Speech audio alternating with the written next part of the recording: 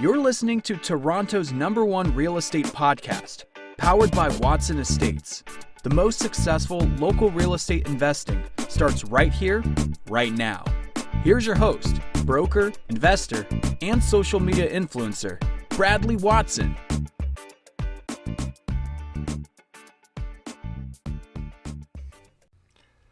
Good morning, investors. Bradley here from Watson Estates. It is Saturday, July 11th, 2020, but we all know realtors don't sleep on weekends. And so here we are with some more amazing content as it relates to the Toronto real estate market. We're keeping our finger on the pulse, if there still is a pulse, depending on who you ask. Today, we're going to cover some really great stuff. We're going to start off with an article from Better Dwelling. Should first-time homebuyers have listened a little more closely to CMHC's warning? We're going to discuss how they could be severely impacted and, as they call it, slaughtered if they hadn't. And then we're going to get into this idea of, is now the time to try selling your property, or is it too late? Is it time that we start buckling our seatbelt and get ready for the ride? And then to finish it all off, are jobs coming back as we begin this discussion of when we're going to enter stage 3. We're having lots of fun, and this market specifically has many first-time homebuyers, and often they are the most likely to act like sheep. Well, it's a bad time, that was pretty good, to be a sheep, as the news is calling you, because you might get slaughtered. I know, that's a pretty bad dad joke, but in my opinion, it's sheer brilliance. Thanks for joining us, guys. We're having a lot of fun over here on Toronto's #1 real estate podcast. We are now #1 on iTunes, Spotify, and Google Podcasts. I guess you could say we're the GOAT. I know, it's a different animal, but it's still close enough to be funny. So let's get into our first article of the day, coming out of Better Dwelling. I love this content because it kind of highlights where first-time homebuyers stand, and they are absolutely the most vulnerable in a market like this. If you don't understand what's going on, it'll start to make sense in just a moment. Their article, you little sheep out there, Canada's housing agency warned first-time buyers, now they're getting slaughtered. Okay, so early on during the pandemic, when everything was kind of starting out here, they have this, in this article, they discuss about how his name is Evan Siddall. He's the head of the CMHC. He pretty much warned first-time buyers. If you guys remember, there's this idea that if you buy something early on for, let's say, 5% down, and yet we have such a high likelihood of seeing price drops, then you could find yourself in a really bad position. And I would say right now is no different, because right now we're looking at the market standing, over 10%, 10 to 15% all across the market, depending on where you are, of course, in price appreciation year over year.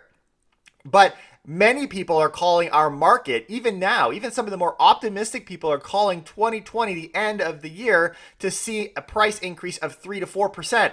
So naturally, you're going to see not just seasonal prices coming down because we're in the spring, which we'll get to in a second. Some people don't like me calling it the spring. We want to call it the gong show. I love it. But regardless, we also have this potential, if we are going to find us only 3 to 4% above the year-end price year over year, then that means we're going to see other significant price declines. And so I would say what has been said to first-time homebuyers and to anybody looking to put down a little bit of money in a market with this much volatility is watch out, you could get slaughtered. So Better Dwelling, they put together some stats for us here. When we dive into the greater Toronto condo apartment market, buyers, they say, lost a significant chunk of change last month. The benchmark price of condo apartments was $601,000 in May, and 5% of that would be $30,000. So they run the math on it for us here. The benchmark fell $9,600 in June, which would have wiped out, if you put, like they're saying, 5% down, 31, almost 32% of that down payment. In other words, people with 5% equity would be sitting now, if you bought just last month in the condo market, 3.4% from your 5%. Quite a significant drop in 1 month. You see where this is kind of lining up here? And if we, as I expect, will continue to see condo prices coming down, that's going to get more and more terrible. And not to mention, these guys don't even have enough money in the property to sell. Like, you got to pay 5 to 6% just to sell the thing when you're on the other end. And if you've only got, 3% in the property, you're underwater. Plus, you got to pay fees to sell something and with money you don't yet have. So it's a very dangerous game to be buying in with such a low down payment in a market as volatile as this one. And this is why we've been saying, if you've been buying into this market, one, you got to either hold it for a long time, but it really is reserved for wealthier people. Our market is changing. If you got to rent, it's a good time to rent. Many landlords out there will tell you, or shit, what do they like to call it? Not landlords, property providers, housing providers. So they go on further. In the city of Toronto, the declines are a little more steep than the whole region of the GTA. So they say if you bought a benchmark price in May of $633,000 with a 5% down payment, would put you at 31 and change. The benchmark now fell 11,400 in June, which would wipe out 35.9% of that down payment that you'd put. So if you bought it in May, 5%, and you had a condo in the city of Toronto, you're now down to 3.2% equity in that home. Not to mention, you also, things they're completely ignoring on here, is you're going to need CMHC insurance, which adds further to it, which takes away even more of that kind of that percentage. Like you're even though you put 5% down on a property with CMHC, you're actually going to have less than 5% to start. It's a really weird thing how that works. If you don't understand, that's okay. But no big deal. The point here is if you're putting a little bit of money down, that such a small shock to our market, which is very likely at this point, especially in the condo segment, you're in a very bad position. And so we need to be properly educating first-time home buyers so that they're not just running to get slaughtered. So here's one more point that I got highlighted before we move on. These numbers are just 1 month in, which doesn't necessarily make a trend. However, it is a substantial single month decline most people aren't discussing. We've said this, right? People aren't talking about the condo market. It's being overshadowed by high performance, high success of the other low rise segments. A number of firms have now forecasted declines, which they state won't happen until the second half of the year. And people should have been saying this earlier. I mean, that's my opinion. I think we should have been recognizing that once the money started pouring out and CERB happened and all these things that kind of caught the market, I think by telling people the market's going to go down as a blanket statement actually caused more confusion. Because if you were to explain this is how this is going to work, people aren't going to run out and buy a house and sell it in 2-3 months. They need to recognize that. Because the problem is they're now seeing the market's doing really good and the media is promoting doing really good. And as a first time buyer, like I'm going to get priced out. Supply is tight and I'm missing out. I don't even realize the deals I could get on rentals right now and I'm locked in. They just are completely ignorant. But the problem is if people were to paint the full picture and say, listen, it's going to be good until Q4. And then we got to be really, really, really careful. This is what we've been saying. If this was the picture, people would be a little less optimistic to run into a market that's on fire or a house that's on fire. It's actually really good. I love that analogy. That's funny. Organizations like the CMHC have stated Toronto and Vancouver will see the largest price declines, right? Highest fluctuation, highest opportunity. That's how I see it. At least one bank has forecasted the declines will hit condo apartments hardest. I don't know which one they're talking about. I think RBC, but I don't know for sure. They've been the loudest recently with their forecasts. Alrighty. So my advice there is, of course, enter cautiously, especially if you're going into the condo market. And people that are buying right now, they should have, stable jobs, stable income. That stability also means a good sized down payment, right? So going to discuss the market before I kind of keep tooting along, I want to be able to share what some of our audience has said because I like to periodically throw this in here so we can kind of get a balanced perspective. And there's various perspectives in the chat room. So Matt Sky, thanks for your comment. Stop calling this the spring market. This is where I got it, guys. The reason I call it the spring market is by the stats, the way we're seeing it, the peak, right? The peak in prices, the peak in the number of sales activity. It lines up best if we were to compare it to anything to a spring market. So it's really just to keep it for simplicity. But he says it's going to be a gong show. So I told him I'm going to start calling it a gong show. And then Sanjay, thank you for your comment. Yes, buy when millions will come off CERB in September and mortgage deferrals will end in a few months and healthy indicators, of course, right? So just be careful, guys. Be careful. We're watching these things. CERB, mortgage deferrals, big things. And I would add to that evictions, which is going to happen at a city near you very soon. Baseline, thank you for your comment. I know he's out in Vaughan because I've had dialogue with him in the past. A home in my area just sold for a peak 27 price, maybe 10 to 15,000 less only. So we're seeing actually a lot of cities have passed, on average, actually, we've passed the 2017 prices. And so I would just be very careful of using that as your only source of info. I know he's not doing that. I know he's a smart guy. But guys, just be careful. Of course, we're seeing peak prices. Sharing Lungs, thank you for your comment. And they kind of mentioned that it's not universal to what Baseline had said. We're not even at the point of the bailouts ending yet to see where things stand. Plus, parts of the U.S. seems to be going into lockdown again, right? We've got cases just flying through the roof. It's actually quite nutty. If you look at there's little charts. I saw a chart put out. I don't know if it was City News or City TV. One of these guys mapped out where the cases are. If you look, include the U.S., it's gross. Ew, said the sheep. It can't be good for our economy here. I agree. We got to be careful. All right. Let's move on to topic number 2. And the question here that I want to ask comes out of really good dialogue I had with a listener yesterday. I had probably a half-hour call with them. Great conversation, trying to figure out what they want to do with their investments. Great ideas came out of the chat. So here you go. You get a little piece of it. The overflow. Is now the time to try selling or buckle my seatbelt? Right? Because we're coming into July. And if July is the end of the gong show, formerly known as the spring market, then your time is quite short, right? Because you're going to have a 2-month close, but you got to get that thing posted, which, I mean, realistically, I could probably get the thing up for you in a week.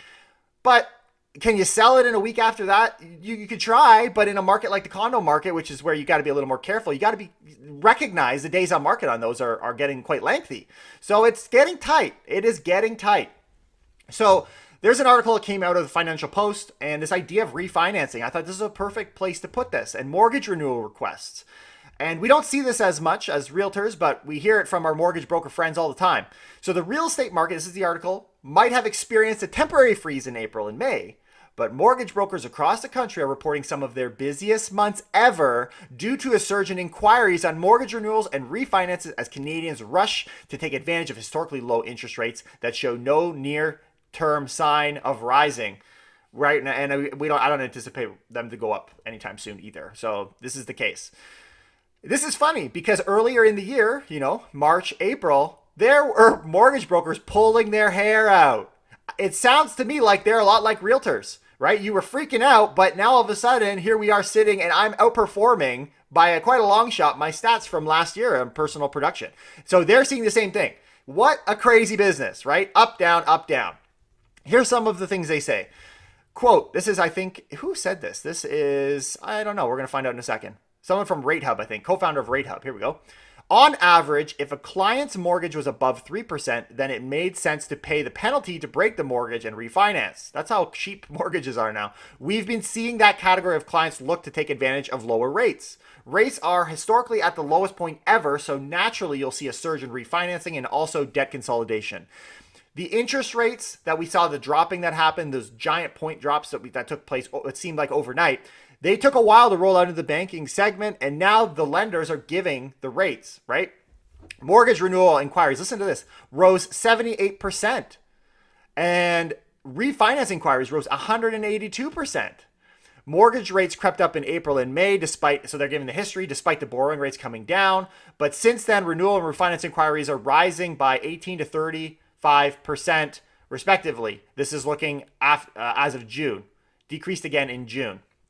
Rates are coming back down. So that's what we're seeing, and that trend, I believe, is going to continue.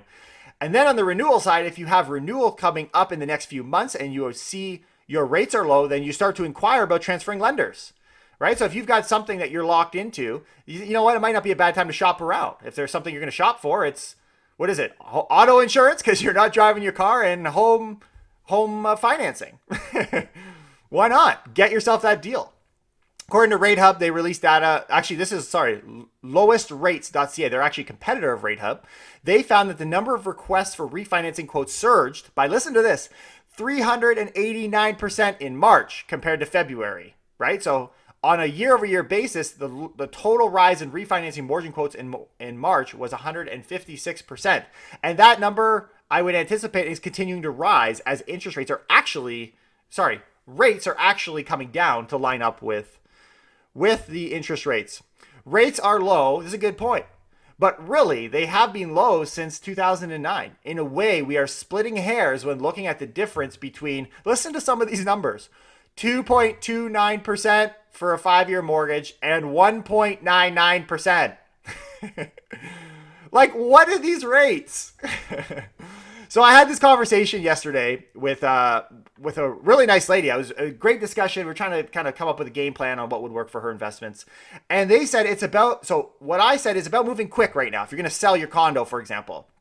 But the next problem, because a lot of investors follow us, and this is the case for her, is if you got tenants, you can't just kick them out. And not to mention the cycle to sell that property is probably going to take a little bit longer. You got to be a little more flexible with showings. So if that's the case, if someone's tied to that property, it's too late, right? It's too late, unfortunately. But also not a big deal because you don't make money selling properties. You make money buying properties. So, and with the low borrowing costs, is why I wanted to put this here, you don't need necessarily to sell. Because the lending cost can be so low, it can fill the gaps for you.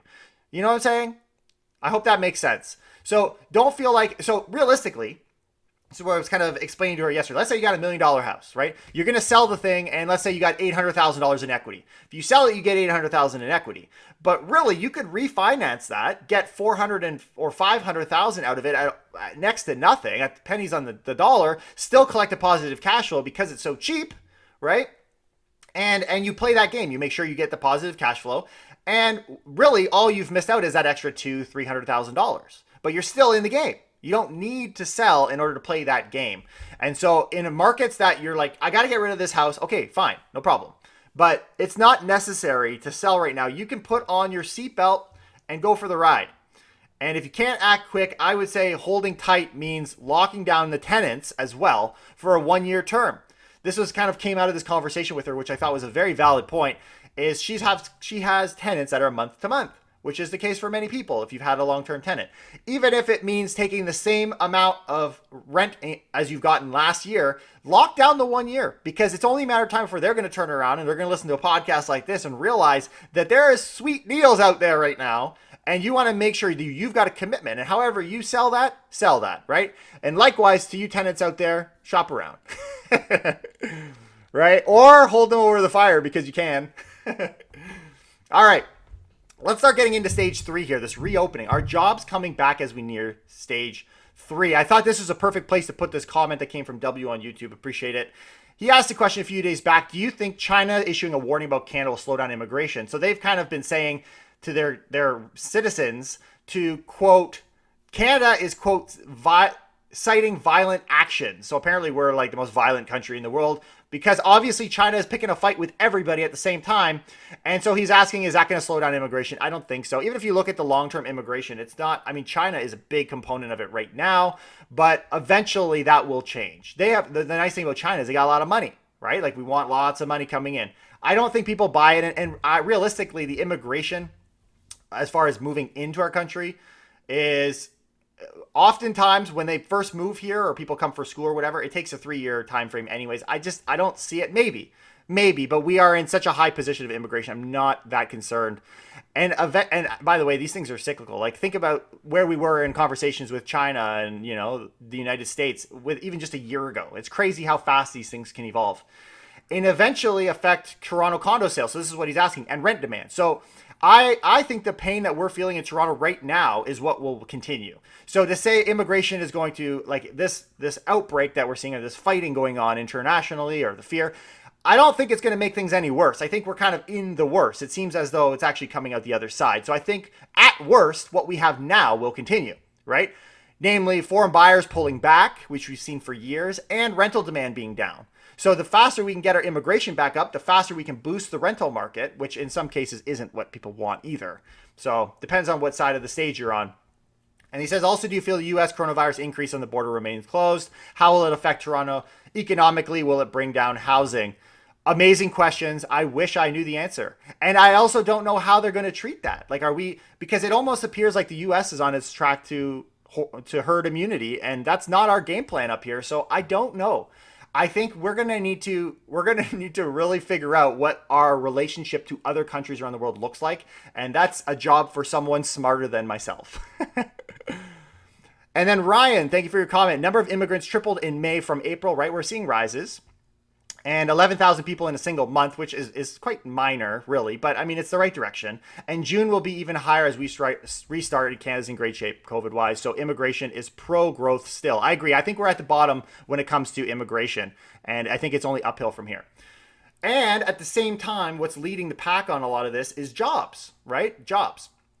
As we reopen, we need to know is this actually helping our jobs locally? So Statistics Canada says, this is according to TorontoStories.com, that unemployment rate fell to 12.3% in June, a drop of 1.4%. In other words, people are getting jobs back where it had hit a record of 13.7 in May. So not huge numbers, given that we were at 5.6 in February, but still progress. Good things, good things. And actually what I love about this article, which we'll go back in a second because there's something in here that's really funny. You know me, I got to stop for the humor every now and again. But they say in Ontario, like you asked the question, is Toronto better off or worse off? That was actually, I asked that a few days ago in our podcast. I didn't know. Well, here it is. They say the employment levels in Toronto was 89.6% of the February level compared with 94.5% for the rest of the province. So in other words, Toronto's actually lagging behind in getting their jobs back. Interesting point. Also an interesting point that I find quite funny is that there are nearly 2.5 million Canadians didn't have jobs, either due to temporary or permanent layoffs, while the remainder are now working less than half their usual hours. So this idea of people are, even though they're going back to work, they're not necessarily making the same amount of money. And then they talk about this. In June, Statistics Canada reported the employment rose slightly faster among women. Interesting. At 6.1% than men at 5.5%. Here's the joke. You ready? Where's the discrimination, ladies? And this is why it's funny. Not because we're making fun of ladies. It's funny because we're making fun of men. The next paragraph. On a cumulative basis, however, after including May gains, employment among men had recovered to 92.3% compared to women at 89.2%. And the ladies are all like, well, there it is. Right? But people are getting their jobs back in almost equal step. I mean, various months, whatever. But we're all getting our work back. And these are real jobs. This is real numbers that affect real people with real families in the real estate business. All right, let's move on to stage two. We're in stage two now, actually, which has been great because you sheep out there, you've been able to, go get your hair cut at the local Baba shop. But now when's stage three coming? When is it coming? Well, Doug Ford declined on Thursday to offer any specifics, but he said it's going to come very shortly, hopefully sooner than later. And there was an article from CBC, which talks to some of the things that will likely happen, or kind of estimates based on what provinces are doing around us. Restaurants, for example, will have lower than full capacity or minimum space between tables, but will probably go back indoors. Bars and clubs. Well, in Montreal, they're now limited to 50% of the legal capacity, but they must be in their seats to drink. Dancing is banned. Alcohol sales end at midnight, and customers must be out the door by 1 a.m. It's quite a system. Cinemas, right? Movie theaters. Sitting in seats could return, right? Which we saw in BC on July 3rd with restrictions, of course.